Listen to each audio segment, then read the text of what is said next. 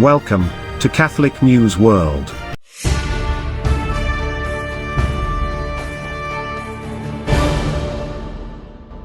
Welcome to Catholic News World. Please subscribe to our channel. My name is Steph. Here are this week's breaking news headlines. The army, in Myanmar, destroyed a historic Catholic church and nuns' convent with fire, but miraculously the Eucharistic Adoration Chapel remains. Agenzia Fides reports that the Burmese army set fire to the ancient Church of the Assumption, built in 1894 in Chandlar, a village inhabited by Catholics in the region of Sagaing, in the territory of the Archdiocese of Mandalay, located in the northeast of Myanmar.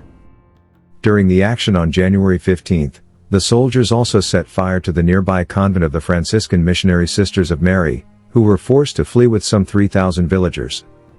Their homes, numbering around 500, were also destroyed, and only rubble remains of the village. Local sources of Fides note that clashes continue in the area, as the area is considered a stronghold of the People's Defense Forces rebels, who oppose the Burmese military junta that came to power with the coup of state in February 2021. Sister Rita, one of the nuns who fled, told Agenzia Fides, "We ask the inhabitants of the village to leave their homes, not to oppose the soldiers and not to resist, to avoid massacres and brutality. The soldiers want to crush any resistance from the civilians. They enter the villages, occupy buildings like schools and churches, and camp there. From there, they carry out raids from house to flush out the rebels. They stayed in our church for 3 days, and when they left they set fire to the church and our convent." The nun affirms that by a miracle, the chapel of adoration of the church was not affected by the flames. "We see there a sign from the Most High. Even in this brutal and senseless violence, the Lord is always with us. Our region was known to be one of the most peaceful and harmonious in the country. Now it's a place of devastation and rubble. It's terrible." The Archbishop of Mandalay, Marco Tin Win, notes, "We are living in a time of great suffering. Half of the territory of the Archdiocese of Mandalay is affected by the clashes, and this worries us greatly. We are helping thousands of internally displaced persons, in 5 centers set up in 5 Catholic parishes. We are doing what we can. While violence rages especially in some areas," says the Archbishop, "we do not lose hope because we know we have the Lord with us. The faithful have confidence in Him, and the fact that the chapel of adoration of the destroyed church was spared by the flames is a symbolic fact which consoles the faithful and reminds them that our only refuge is the Lord." In St. Mary's Cathedral, Fargo, in North Dakota, a topless woman destroyed a statue of Jesus. The police said that Brittany Marie Reynolds, age 35, was seen on security video attacking the statue at St. Mary's Cathedral in Fargo.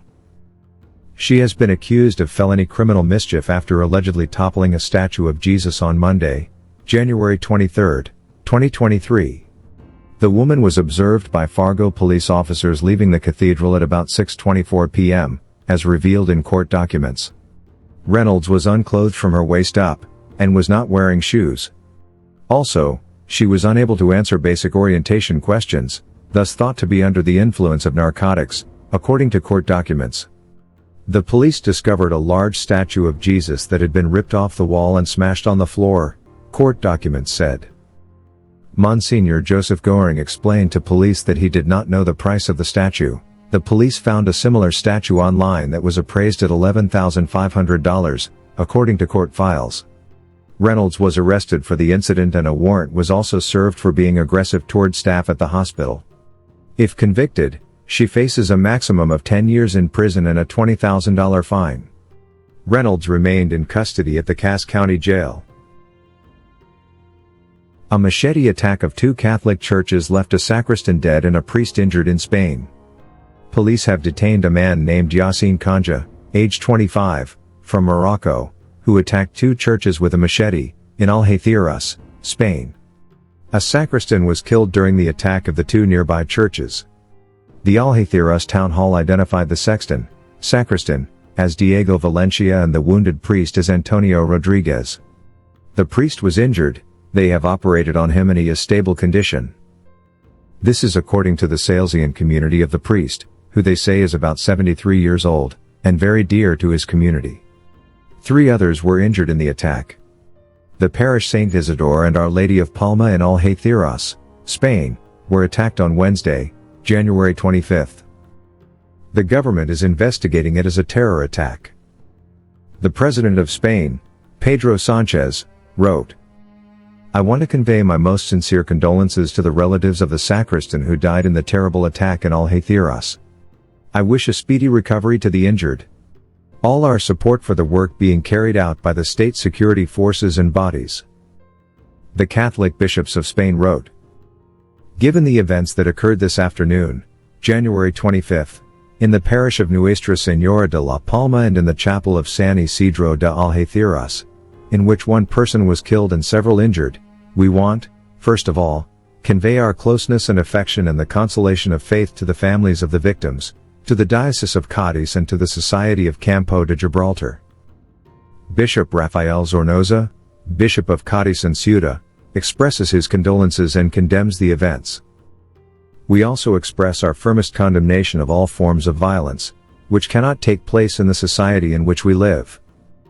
As believers, we ask the God of mercy and peace to fill the hearts of the victims with hope and heal the wounded, accompany the Church and society in the search for peace and convert the hearts of violent people." Nancy Pelosi had an exorcism on her California home after attack of husband Paul Pelosi, as revealed in interview. In the fall of 2022, former U.S. House Speaker Nancy Pelosi's husband, Paul, was attacked in their home. A man used a hammer to attack Paul Pelosi in their San Francisco residence.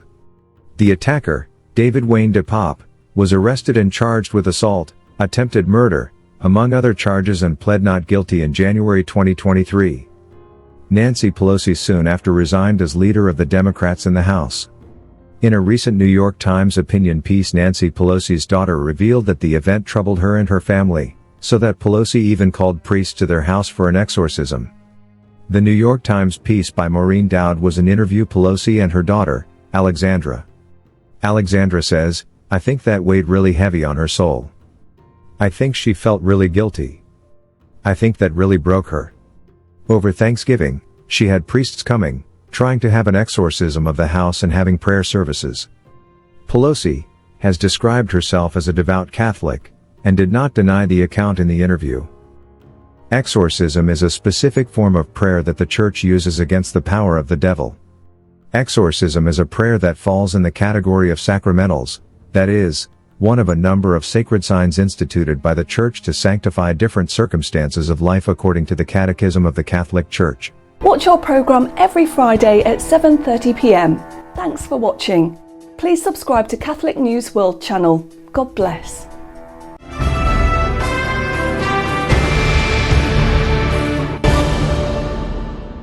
Please subscribe to Catholic News World's YouTube channel. Thanks and God bless.